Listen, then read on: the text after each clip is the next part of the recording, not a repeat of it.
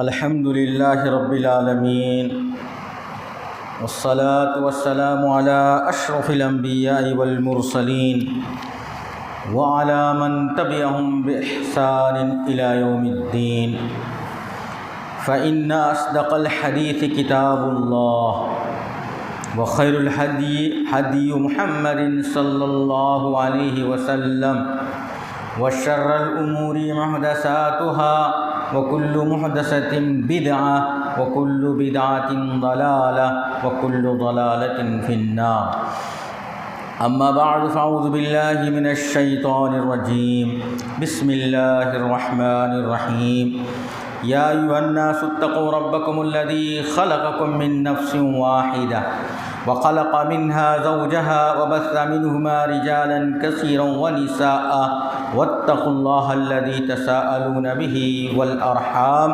إن الله كان عليكم رقيبا وقال عز وجل قاف والقرآن المجيد بل عجبوا أن جاءهم منذر منهم فقال الكافرون هذا شيء عجيب أئذا متنا وكنا ترابا ذلك رجع بعيد قد علمنا ما تنقص الأرض منهم وعندنا كتاب حفيظ وقال عز وجل ولا تحسبن الله غافلا عما يفعل الظالمون إنما يؤخرهم ليوم تشخص فيه الأبصار وقال النبي صلی اللہ علیہ وسلم انصر اخاک ظالما او مظلوما۔ سب طرح کی حمد و ثنا، بڑائی، کبریائی، شکر و احسان اللہ سبحانہ و تعالیٰ کے لیے ہے۔ درود و سلام ہو نبی اکرم صلی اللہ علیہ وسلم پر، ان کے آل پر اور ان کے اولاد پر۔ معزز حاضرین، پردہ نشین بیٹھے ہوئے خواتین اسلام، نوجوانوں اور عزیز بچوں، ابھی میں آپ حضرات کے سامنے خطبہ مسنونہ میں قرآن کریم کی ایک آیت پیش کی ہے اور اس کے ساتھ ساتھ ایک حدیث۔ اس آیت اور حدیث کی روشنی میں آپ لوگوں کے سامنے ظلم اور اس کا انجام اس عنوان پر بات کروں گا۔ ظلم کیا چیز ہے اور جو آدمی ظلم کرے اس کا کیا انجام ہوتا ہے، قرآن و حدیث میں اس کا کیا ذکر ہے، اس متعلق آج کے خطبے میں بات رکھوں گا۔ اللہ سبحانہ و تعالیٰ کا ارشاد جو ابھی آپ لوگوں کے سامنے پیش کیا، وَلَا تَحْسَبَنَّ اللَّهَ غَافِلًا عَمَّا يَفْعَلُ الظَّالِمُونَ، آپ صلی اللہ علیہ وسلم سے اللہ رب العالمین مخاطب ہے، فرما رہے ہیں اللہ رب العالمین نبی اکرم صلی اللہ علیہ وسلم سے کہ آپ ایسا گمان مت کیجئے، ایسا مت سوچئے، ایسا مت سمجھئے کہ جو ظالم ہے، ظلم کر رہا ہے دنیا کے اندر، اس کے باوجود وہ دندناتے پھر رہا ہے، ان لوگوں کی حرکت سے میں غافل ہوں، ایسا مت سمجھئے۔ ان کی ایک ایک حرکت میری نگاہ میں ہے، نوٹ میں ہے، اور میں ان کی پوری جانکاری رکھتا ہوں ظالموں کے ظلم کی، ان لوگوں کے ظلم سے جو ظلم اور بربریت لوگوں پر ڈھا رہے ہیں، اس کے باوجود بھی اچھے ہیں۔ ایسے لوگوں سے آپ یہ نہ خیال کریں کہ ان لوگوں کے متعلق اللہ کو معلوم نہیں ہے، غافل ہیں اللہ، ایسا مت سمجھیے۔ انما یؤخرہم، ان لوگوں کو ہم نے کچھ مدت کے لیے مہلت دے رکھا ہے، چھوٹ دے رکھا ہے، رسی جو ہے کچھ دیر کے لیے ڈھیلی کر دی ہے ہم نے۔ کب تلک کے لیے؟ لیوم تشخص فیہ الابصار، جس دن آنکھیں پتھرا جائے گی اس دن تلک کے لیے ہم اس کو مہلت دے کر کے رکھیں۔ مطلب یہ ہے کہ آنکھیں کب پتھراتی ہے پتہ ہے؟ جب وہ موت کا فرشتہ اور اپنی موت کو سامنے دیکھتا ہے تو اس کی آنکھیں پتھرا جاتی ہیں۔ موت تلک بھی ہم ان کو ڈھیل دے رکھے ہیں، شاید آج سدھر جائے، کل سدھر جائے، کچھ دن کے بعد سدھر جائے، ہم اس کو ڈھیل دیتے ہیں۔ نبی اکرم یہ قرآن مجید کی آیت سورہ ابراہیم کی، نبی اکرم صلی اللہ علیہ وسلم نے ارشاد فرمایا انصر اخاک ظالما او مظلوما، یہ نبی اکرم صلی اللہ علیہ وسلم کا ارشاد ہے۔ آپ صلی اللہ علیہ وسلم فرماتے ہیں کہ اپنے بھائی کا مدد کرو، چاہے وہ ظالم ہو یا مظلوم ہو، ظالم ہو یا مظلوم ہو، اپنے بھائی کا مدد کرو کسی اعتبار سے بھی۔ صحابہ کرام اللہ کے رسول صلی اللہ علیہ وسلم سے پوچھتے ہیں کہ ظالم مظلوم کی مدد کرنا یہ تو بات سمجھ میں آتی ہے، کسی نے اس کو مارا ہے، اس کا حق کسی نے چھین لیا ہے، کچھ تکلیف دی ہے، کوئی اور پریشانی اس کے اوپر آئی ہوئی ہے جس کی وجہ سے وہ ظلم میں ہے اور اس کی مدد کرنی چاہیے، یہ بات سمجھ میں آتی ہے۔ لیکن جو تمہارے بھائی ظالم ہے اس کی بھی مدد کرو، تم اپنے بھائی کی مدد کرو چاہے وہ ظالم ہو یا مظلوم ہو، تو مظلوم کی مدد تو بات سمجھ میں آتی ہے، ظالم کی کیسا مدد کریں گے ہم؟ اس کا کیا ہے؟ بات دراصل یہ ہے، آپ صلی اللہ علیہ وسلم کی بعثت سے پہلے، ابھی آپ صلی اللہ علیہ وسلم زمین میں نہیں آئے تھے، نبوت بھی نہیں ملی، آئے نہیں تھے ابھی زمین میں۔ اس وقت عرب قوم اس کا ایک نعرہ تھا، انصر اخاک ظالما او مظلوما، اپنے بھائی کی مدد کرو چاہے وہ ظالم ہو یا مظلوم ہو۔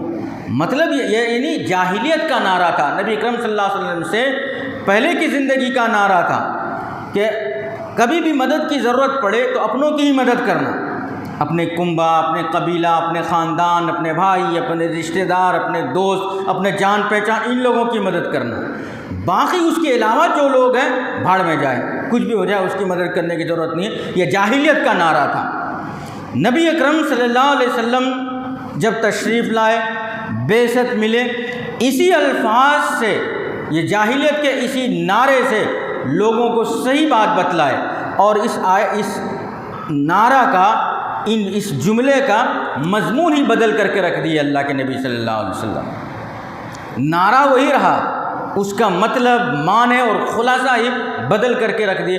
انصر اخاک ظالما کا یہ معنی ہوتا ہے اپنے بھائی، ظالم بھائی کی مدد کرو۔ اس کا مطلب یہ ہوتا ہے کہ اگر وہ کسی پر ظلم کر رہا ہے تو اس کو ظلم سے روکو اور بتاؤ ان کو کہ یہ ظلم ہے، اس کی سزا یہ ہے، اللہ رب العالمین کی گرفت بہت جلدی آ جائے گی، ڈھیل دے رکھا ہے تم کو جو کہ ظلم کر رہے ہو، اس اعتبار سے ظالم کو ظلم کرنے سے روکو۔ یہ اس کی مدد ہوئی ظالم کی، اور پھر مظلوم کی جو تو بات تم کو سمجھ میں آئی گئی۔ تو یہ ایک جاہلیت کا نعرہ تھا، اس جملے کو آپ صلی اللہ علیہ وسلم بعثت کے بعد ایسا سمجھائے، جملہ ویسا ہی رہ گیا، مطلب اتنا صاف اور کلیئر آ کر کے بتلائے کہ معنی بالکل واضح ہو گیا لوگوں کے سامنے کہ ظالم کی مدد کیا ہے، ظلم سے روکنا ہے اس کو۔ مظلوم جس پر ظلم ہو رہا ہے اس کی بھی مدد کرنا ہے کہ ظالم اس پر مدد نہ کرے، ظالم اس پر ظلم نہ کرے، اس کی کیا تدبیر ہیں، کیا چال ہیں، وہ سب اختیار کیا جائے۔ معزز حاضرین، ظلم کی عام طور پر اہل علم نے 3 قسمیں دی ہیں، ترتیب بنائی ظلم کیا کیا چیز ہے۔ سب سے پہلے یہ چیز سمجھ لیجئے، وضع شیء فی غیر محل، لغت میں وضع شیء فی غیر محل الظلم، ظلم کہتے ہیں جو چیز جہاں کرنی ہے، جتنی کرنی ہے اس سے بڑھ کر کے کرنا، اور جہاں کرنا ہے وہیں نہیں کرنا، اسی کا نام ظلم۔ جو چیز جہاں کرنی ہے، جو کام جدھر کرنا ہے وہ وہاں کریں گے نہیں، دوسرے جگہ کریں گے، اسی کا نام ظلم۔ سورۃ الفاتحہ لے لیجیے مثال کو سمجھنے کے لیے، بات کو سمجھنے کے لیے۔ اللہ کے نبی صلی اللہ علیہ وسلم نے ارشاد فرمایا، لا صلاۃ لمن لم یقرأ بفاتحۃ الکتاب، اس آدمی کی نماز نہیں ہوتی جنہوں نے اپنی نماز میں سورۃ الفاتحہ نہیں پڑھا۔ اس کا مطلب یہ چلا کہ فرض نماز ہو، سنت نماز ہو، نفل نماز ہو، سورۃ الفاتحہ پڑھنا ہی پڑھنا ہے، یہی انصاف کا تقاضا ہے۔ مگر ہم کیا کرتے ہیں، یہاں لاکھ دلائل لاتے ہیں، نہیں امام کے پیچھے رہے تو نہیں پڑھنا، یہ رہے تو وہ پڑھنا، اکیلا رہے تو پڑھنا، امام کے پیچھے نہیں پڑھنا، طرح کی دلیل لا کر کے آخر میں ثابت کیا کرتے ہیں، امام کے پیچھے رہے تو سورۃ الفاتحہ نہیں پڑھنا، یہ دلائل سے ثابت کرتے ہیں، مگر ایک کامیاب دلیل نہیں ہے، اسی کا نام ظلم ہے۔ اصل میں سورۃ الفاتحہ پڑھنا ہے نماز میں، یہ بتانا چاہتا ہوں، مگر ہم کیا کرتے ہیں، کھانے پینے کے آئٹم سب رکھ کر کے فاتحہ دلاتے ہیں گھر میں، اسی کا نام ظلم۔ یہی سمجھانا چاہتا تھا کہ ظلم جہاں جو چیز کرنا ہے، سورہ فاتحہ نماز میں پڑھنے کی چیز ہے، اور آپ آ کر کے فاتحہ دلا رہے ہو کسی کے نام سے، ولی سے، بزرگ سے، فلاں سے، یہی ظلم ہوا نا۔ جو چیز جہاں کرنی ہے اس جگہ کو چھوڑ کر دوسرے جگہ کرنا، اسی کا نام ظلم ہے، عربی میں اسی کو کہتے ہیں ظلم۔ اہل علم نے ظلم کی 3 قسموں میں ظلم کو تقسیم کیا ہے۔ سب سے پہلی چیز، بندہ خالق کے ساتھ ظلم نہ کرے۔ جس نے ہم کو پیدا کیا ہے اس کو فراموش نہ کرے، بھولے نہیں، اللہ کو یاد رکھے۔ یاد رکھنے کا مطلب، فراموش کرنے کا مطلب کیا ہے؟ اللہ کی عبادت کرے، ان کی عقیدہ توحید جو ہے، اللہ کے متعلق ہمارا عقیدہ، توحید کا عقیدہ جو ہے اس پر قائم رہے۔ پروردگار نے ہم کو پیدا کیا، ہم ان کی عبادت کو چھوڑ کر کے کسی اور سے ویسے ہی مدد مانگے جیسا اللہ سے مانگتے ہیں، اسی کا نام ظلم ہے۔ خالق کے ساتھ بندہ ظلم نہ کرے، اور یہ جو ہے اظلم الظلم، اسی کا نام شرک ہے۔ اظلم الظلم کیا ہے؟ ظلم میں سب سے بڑا ظلم شرک ہے۔ لقمان علیہ السلام اپنے بیٹے کو نصیحت کرتے سمے کیا فرمایا؟ وَإِذْ قَالَ لُقْمَانُ لِابْنِهِ يَعِظُهُ وَإِذْ قَالَ لُقْمَانُ لِابْنِهِ وَهُوَ يَعِظُهُ۔ لقمان نے اپنے بیٹے کو نصیحت کرتے ہوئے فرمایا، یا بنیا لا تشرک باللہ، اے میرے بیٹے اللہ کے ساتھ شرک مت کرنا، ان الشرک لظلم عظیم، شرک ہی دنیا کا سب سے بڑا ظلم ہے، اس سے بڑا کوئی ظلم ہی نہیں ہو سکتا۔ خالق کے ساتھ شرک نہیں کرنا یہ سب سے بڑا ظلم ہے۔ خالق کے ساتھ کسی اور کو ہم ملا لیے، عبادت میں شرک کرنے لگے، یہ بہت بڑا ظلم ہے، خالق کے ساتھ شرک۔ دوسری چیز، مخلوق پر ظلم کرنا۔ مخلوق پر ظلم کرنا یعنی انسان پر بھی، اور انسان کے علاوہ بھی جتنی مخلوق ہیں ان سب پر بھی ظلم نہیں کرنا ہے۔ ایک تو انسان پر کرنا ہی نہیں ہے، جانور، گائے، بیل، بکری اور بھی دیگر مخلوق جو کچھ بھی ہیں، جاندار جانور، اس پر بھی ظلم نہیں کرنا چاہیے۔ یہ دوسری قسم ہے، خالق کے ساتھ ظلم نہیں کرنا، مخلوق کے ساتھ ظلم نہیں کرنا، اور اسی طریقے سے اپنے آپ پر بھی ظلم نہیں کرنا۔ فَلَا تَظْلِمُوا أَنفُسَكُمْ، اپنے آپ پر بھی تم ظلم مت کرو۔ اہل علم نے 3 طریقے سے ظلم کو تقسیم کیا ہے۔ عام طور پر یہ اپنے آپ پر ظلم کرو گے، کیا مطلب ہے؟ انسان اللہ رب العالمین نے پیدا کیا، اسلام کی دولت سے مالا مال فرمایا، بہت سارے لوگ اسلام کی دولت سے محروم ہیں، لیکن وہ لوگ کامیاب ہے جس کو اسلام کی دولت سے مالا مال کیا، مسلمان ہے، عقیدہ توحید پر چلتا ہے، لیکن ایسا کارنامہ انجام دیتا ہے کہ مرنے کے بعد وہ دوزخ میں جائے گا۔ ریاکاری ہے، احسان فراموشی ہے، اور ایسے کارنامے ہیں کہ آخرت میں اللہ رب العالمین اس کو دوزخ میں، نیک ہونے کے باوجود بھی دوزخ میں بھیجے گا۔ یہ اپنے آپ پر ظلم کرنا ہے، اپنے نفس پر ظلم کرنا ہے، اپنے آپ پر ظلم کرنا، اس سے بچنا چاہیے۔ یہ 3 قسموں میں سے ظلم کی جب بات آتی ہے تو عام طور پر سمجھ میں یہی بات آتی ہے کہ ایک دوسرے پر ظلم نہیں کرنا چاہیے، اسی کے متعلق خطاب ہوگا، اور دنیا میں چلتا بھی یہی ہے۔ خالق کے ساتھ جو ظلم کرے اور اپنے آپ پر جو ظلم کرے وہ تو ایک جگہ یہ بات مسلم ہے، حقیقت ہے، لیکن ایک دوسرے پر جب ظلم کرتے ہیں، جانوروں پر جب لوگ ظلم کرتے ہیں، اڑوس پڑوس پر ظلم کرتے ہیں، بھائی رشتے ناتے اور دوسرے مسلمان بلکہ جانداروں پر بھی ظلم کرتے ہیں، ان سب کے متعلق تو عام بات ہے۔ آپ صلی اللہ علیہ وسلم نے ارشاد فرمایا، اتقوا الظلم، ظلم سے بچو، فإن الظلم ظلمات یوم القیامہ، ظلم جو ہے دراصل تاریکی ہے، اندھیری ہے، اور قیامت کے دن ہر آدمی کو روشنی کی تلاش ہوگی تاکہ ہم راستہ طے کریں۔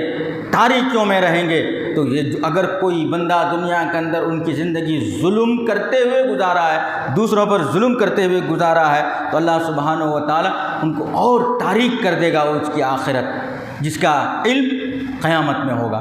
حدیث قدسی میں اللہ رب العالمین نے ارشاد فرمایا، یا عبادی انی حرمت الظلم علی نفسی، میں اے بندو، میں جو ہے اپنے آپ پر کسی کو ظلم کرنا حرام کر لیا ہوں۔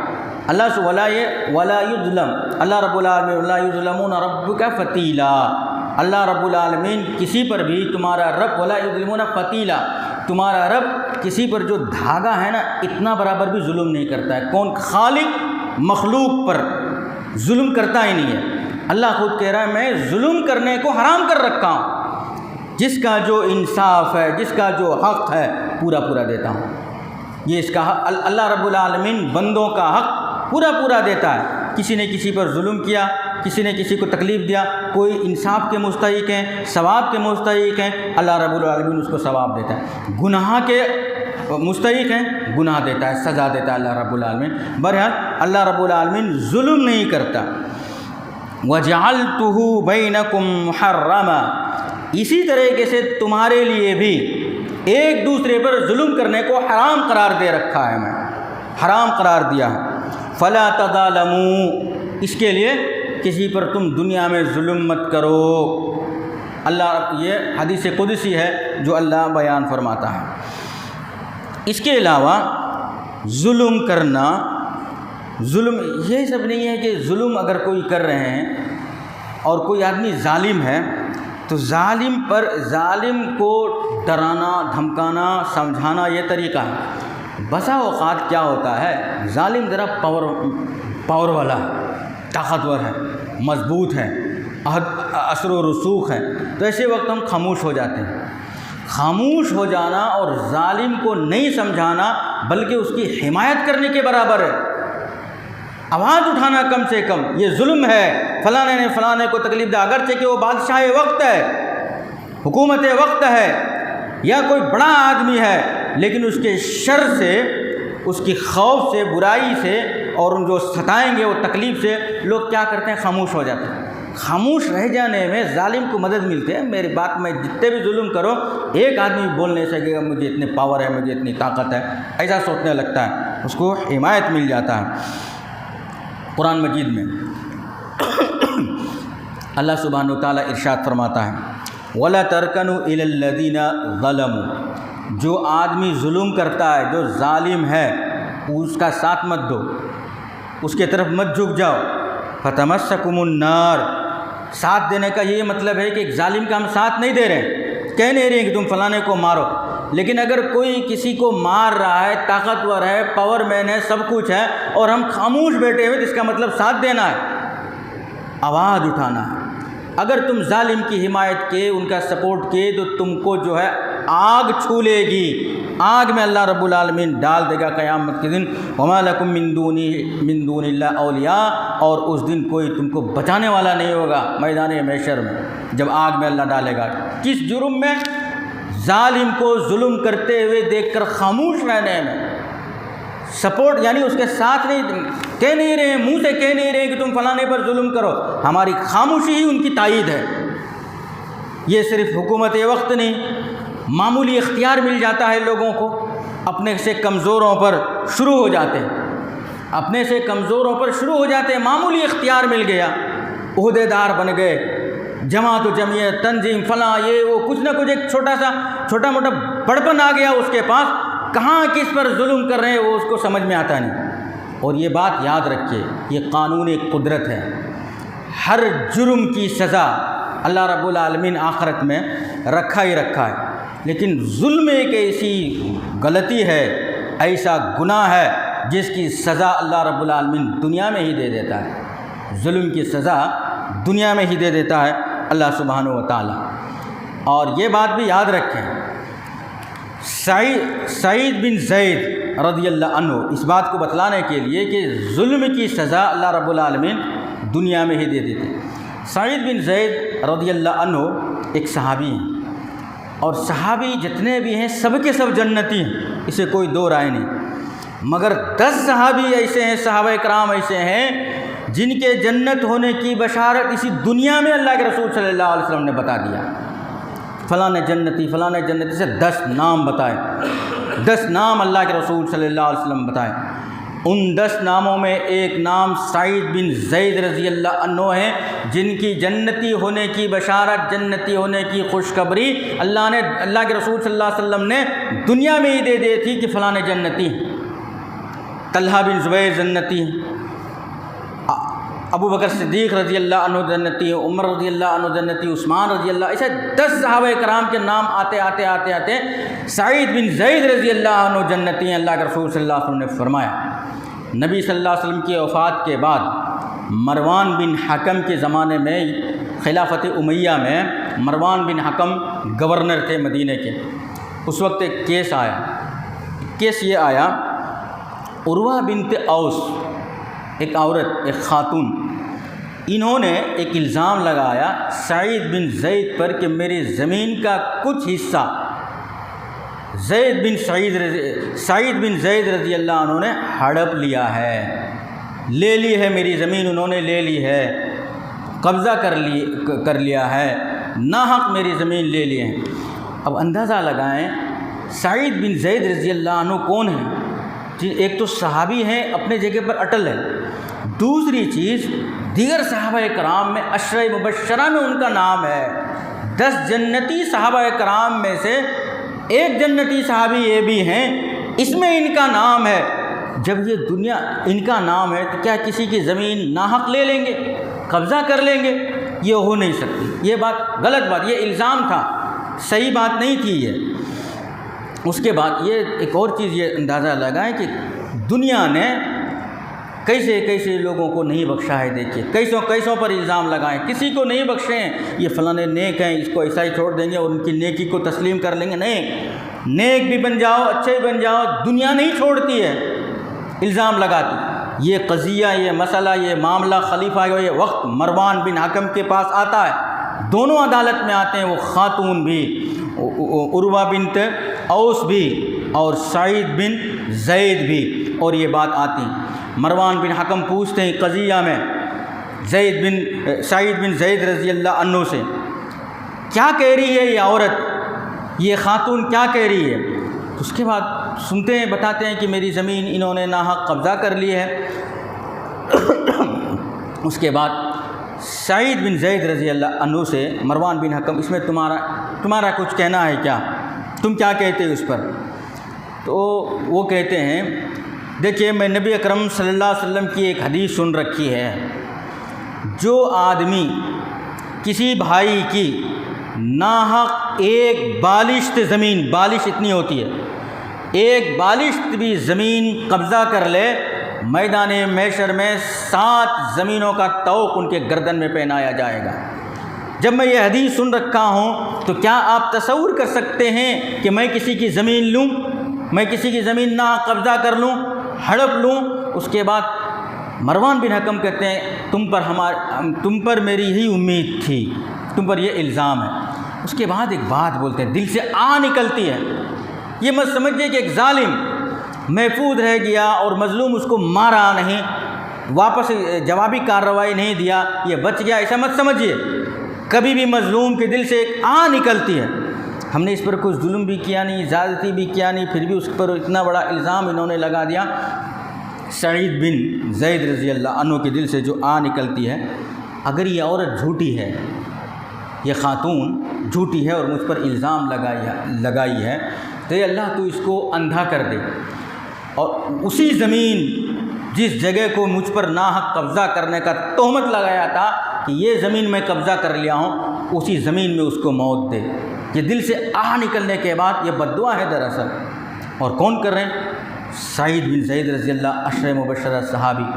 زمانے نے دیکھا، کچھ دن ہی گزرے تھے، اس عورت کی بینائی چلی گئی، اور جس زمین کو انہوں نے الزام لگایا تھا کہ یہ زمین سعید بن زید رضی اللہ عنہ نے قبضہ کر لیا، اس جگہ گڑھا تھا، رات کے وقت اب بینائی چلی گئی ہے، رات کے وقت گئے، وہ گڑھا میں گر گئی اور مر گئی وہ عورت، اس کو دنیا نے دیکھا۔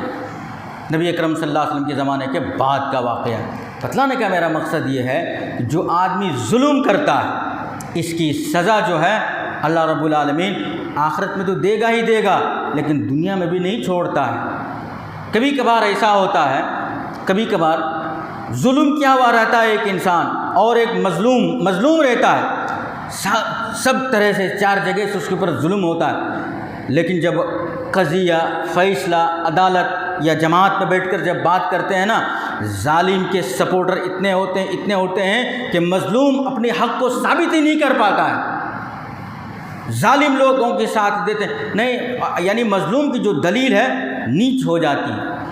اللہ کے رسول صلی اللہ علیہ وسلم نے فرمایا اتقی دعوت المظلوم، مظلوم کی آو بکا سے، بد دعا سے بچو، فإنہ لیس بینہا وبین اللہ حجاب، اس لیے کہ مظلوم کی بد دعا، مظلوم کی پکار، مظلوم کی آہ میں اور اللہ کے درمیان کوئی حجاب نہیں ہے، پردہ نہیں ہے، ڈائریکٹ اللہ رب العالمین مظلوم کی پکار کو سنتا ہے، سن لیتا ہے، اور پھر مظلوم کی جو مدد کرنا اللہ رب العالمین اس کی مدد کرتا ہے۔ اور دیکھیے ظلم کی عمر بھی زیادہ نہیں ہوتی ہے، بہت لمبی، بہت دن سے بچا جا رہا ہے، بہت ڈھیل ملا ہے اس کو، بہت دن چھٹا ہوا ہے، کب پکڑے گا اللہ معلوم نہیں، ایسا جو ہم سوچتے ہیں لمبی عمر نہیں رہتی ہے۔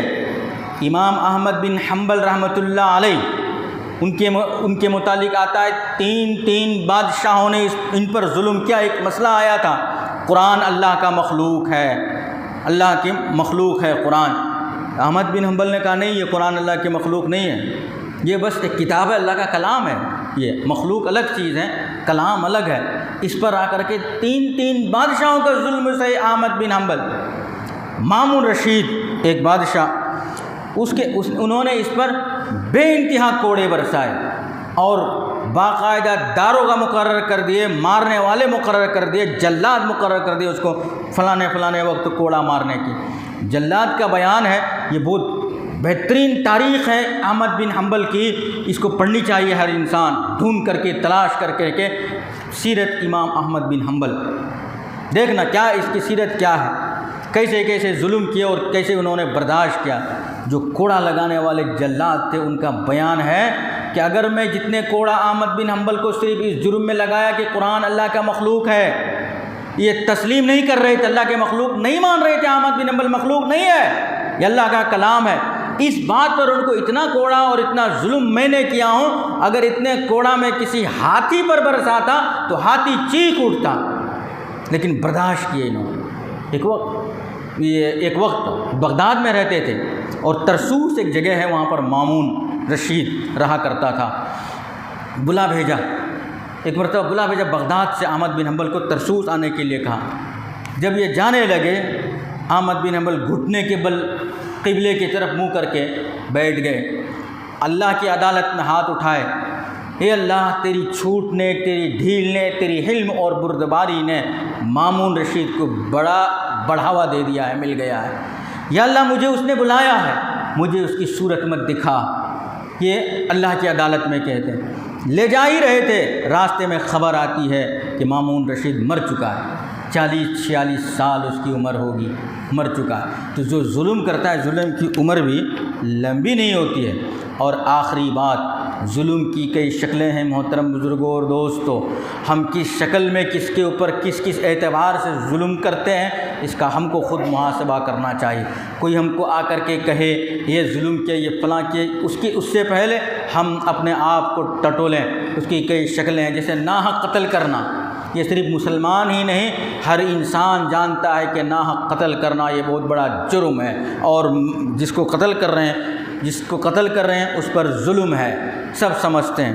اسی طریقے سے یتیموں کا مال ہڑپ لینا، یتیم ہے، ان کے ماں باپ گزر گئے، کچھ وراثت کے مال تھے، ان کے رشتہ دار دیگر لوگ ایسا لے لیتے ہیں کہ ان کو یتیم بچوں کو پتہ ہی نہیں رہتا کہ میرا باپ مال بھی چھوڑ کر کے گئے تھے کیا، میرے آبا و اجداد کے مال و دولت بھی تھی کیا، ان کو پتہ ہی نہیں، اور ظلماً زیادتاً ان کے مال کو ہڑپ لیتے ہیں، یہ بھی ایک ظلم کی ایک قسم ہے۔ اسی طریقے سے مزدوروں کی مزدوری، مختلف شکلیں ہیں ظلم کی۔ اللہ کے رسول صلی اللہ علیہ وسلم نے فرمایا، میدان محشر میں 3 آدمی کے متعلق میں ڈائریکٹ لڑوں گا اللہ رب العالمین سے۔ ان میں سے ایک آدمی جنہوں نے مزدور رکھا، پورا کا پورا کام لیا، لیکن جب مزدوری دینے کی باری آئی تو ٹال مٹول کرنے لگا۔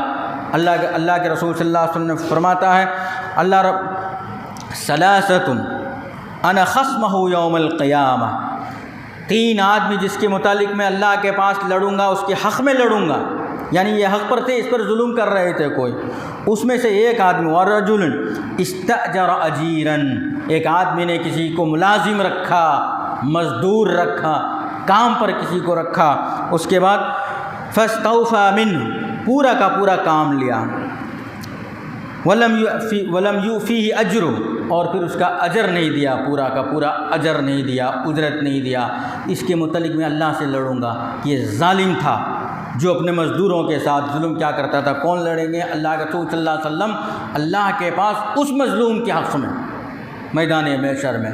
تو یہ سب چیز معمولی مت سمجھیے، بہت بڑی بڑی چیز ہے۔ عام طور پر کسی کا حق، جس طرح سے مزدور کا حق جو ہے اجرت دے دینا، مزدوری دے دینا ہے، وہی اس کا حق ہے۔ اگر وقت پر دے دیں تو بہت بڑا احسان کر دیا ہم سمجھ جاتے ہیں۔ ایک آدمی نے کسی کو مزدوری پر کسی کو رکھا ہے، صبح سے شام تک انہوں نے مزدوری کی، شام کے 6 بجے تک، اس کے 6 بجے کام ختم کر کے جب گھر جا رہا ہے تو اس کے مزدوری نکال کر کے دے دینا چاہیے۔ اگر ایسا کوئی آدمی دے بھی دیتا ہے نا، وہ سمجھ رہتا ہے کہ میں بہت بڑا احسان کر دیا۔ احسان نہیں کر دیے بلکہ اس کا حق دیے تم نے۔ اسی طریقے سے ہمارے گھروں میں دودھ دینے والے، ترکاری بیچنے والے، طرح طرح کے لوگ آتے ہیں اور ہم کیا کرتے ہیں، روز کی مزدوری نہیں دیتے، مہینے میں لے لو۔ اب جب مہینہ ہوتا ہے برابر ان کو دے دینا چاہیے۔ کرایہ کا گھر ہے، 10 بار آتے رہیں گے کرایہ پوچھنے کے لیے، وہ دودھ والے مزدوری معاوضہ لینے کے لیے 100 بار پوچھتے رہیں گے، آج فلاں گھر میں نے، یہ گھر میں نے، کتنی محنت کیا انہوں نے، مہینہ بھر محنت کیا، چیز لا کر کے تمہارے پاس دیا، اور پھر 1 مہینہ ہونے کے بعد کل آ جاؤ، پرسوں آ جاؤ، فلاں دن آ جاؤ۔ یہ ظلم ہے جس کے متعلق اللہ کے رسول صلی اللہ علیہ وسلم لڑیں گے۔ آخری بات جس پر ہم سمجھتے نہیں، کبھی کبھار لوگوں کو تھوڑا سا اختیار آ جاتا ہے، جیسا کہ شروع میں بتایا، عہدہ آ جاتا ہے، پوسٹ آ جاتا ہے، اب مت پوچھیے ان کو۔ ایک حدیث بول کر میں اپنی بات کو ختم کروں گا۔ ایک مرتبہ ابو مسعود رضی اللہ عنہ اپنے غلام کو کسی غلطی کی وجہ سے مار رہے تھے، اور یہ حق ہے کہ ایک مالک اپنے غلام کو مار سکتا ہے، اس کا حق ہے، مار سکتا ہے، غلطی کیا تو مار سکتا ہے، گناہ نہیں، اختیار دیا ہے اللہ تعالیٰ نے اس کو۔ ایک مالک کو اپنے غلام کو مارنے کا اختیار دیا ہے اس کی غلطی پر۔ ایک مار رہے تھے، ابو مسعود رضی اللہ عنہ اپنے غلام کو مار رہے تھے۔ اللہ کے رسول صلی اللہ علیہ وسلم پیچھے سے آئے، آنے کے بعد آپ صلی اللہ علیہ وسلم ابو مسعود رضی اللہ عنہ کو سمجھاتے ہیں اور کہتے ہیں، ابو مسعود رضی اللہ عنہ، یہ جو تم کو اختیار حاصل ہے اس غلام کو مارنے کا، جتنا اختیار تم کو اس غلام کو مارنے کا حق ہے اس کی غلطی پر، اس سے کہیں زیادہ اختیار اللہ کو ہے تم کو مارنے کا، تمہاری غلطی پر۔ تم کتنے غلطی کرتے ہو اللہ کی عدالت میں، اللہ کے متعلق کتنے نافرمانی کرتے ہو، اللہ کے حقوق میں کتنی کوتاہی کرتے ہو۔ کیا اللہ رب العالمین تم کو فوراً پکڑتا ہے، فوراً سزا دیتا ہے، فوراً مارتا ہے؟ یہ بات جب سمجھائے نبی اکرم صلی اللہ علیہ وسلم، ابو مسعود رضی اللہ عنہ کو ان کی آنکھیں کھلی کی کھلی رہ گئی، سوچنے لگے، غور کرنے لگے کہ ہم سے غلطی ہو گئی ہے، ہم نے بھول کر دی ہے، اور اس کے بعد احساس ہونے لگا۔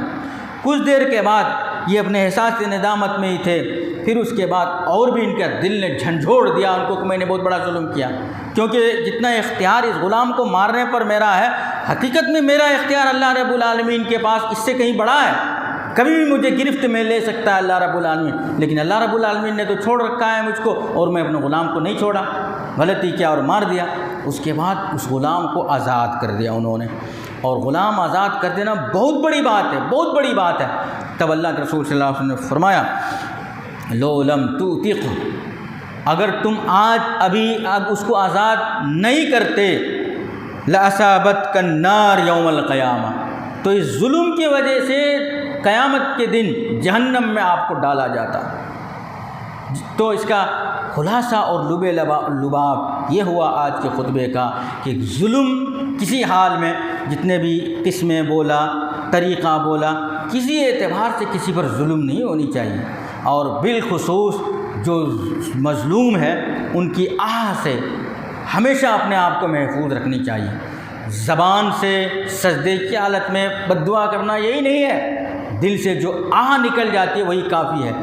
اللہ کے رسول صلی اللہ علیہ وسلم زکوٰۃ کا مال وصول کرنے کے لیے جب بھیجتے تھے تو صحابہ کرام کو یہ رہنمائی کرتے تھے کہ دیکھیے، زکوٰۃ کا جو مال لینے کے لیے جاتے ہو جانور وصول کرتے تھے پہلے، بہت گھٹیا قسم کا بھی جانور نہیں لینا، اور بہت زیادہ ہیلتھی، خوبصورت، موٹا تازہ ایسا جانور بھی نہیں لینا، بلکہ ایک معتدل درمیانہ جانور زکوٰۃ کے مال میں لے لینا۔ گھٹیا جانور جو کمزور ہے یہ تو قبول ہی نہیں ہوگا بیت المال کے لیے، زکوٰۃ کے لیے، بلکہ درمیانہ جانور۔ اور جو عمدہ جانور ہے اس جانور کے مالک کا اس میں دل لٹکا ہوا رہتا ہے، یہ بہت ہیلتھی ہے، تر و تازہ ہے، موٹا تازہ ہے، اس کو میں بیچوں گا تو اتنا دام آئے گا۔ اور وہی جانور اگر تم زکوٰۃ کے لیے لے لو گے، ان کے دل سے ایک قسم کی آہ نکلے گی کتنا لاڈ و نعمت سے پالا تھا، لے لیے زکوٰۃ میں انہوں نے۔ یہ دل سے جو آہ نکلتی ہے نا، اس آہ سے بچو۔ زکوٰۃ وصول کرنے والے لوگوں کو آپ صلی اللہ علیہ وسلم رہنمائی دے کر کے بھیجتے تھے۔ تو کہنے کا مطلب یہ ہے کہ کب کس کے اوپر ہماری طرف سے ظلم ہو جائے اور ان کے دل سے آہ نکل جائے، اس سے بچنا چاہیے، بلکہ ظلم ہی نہیں کرنی چاہیے کسی پر، تاکہ کہیں ہم کسی کا آہ نہ لے لیں۔ تو اللہ رب العالمین سے دعا ہے کہ اللہ رب العالمین ہمیں ان باتوں پر کہنے، سننے اور عمل کرنے کی توفیق عطا فرمائے۔ آمین۔ وآخر دعوانا الحمدللہ رب العالمین۔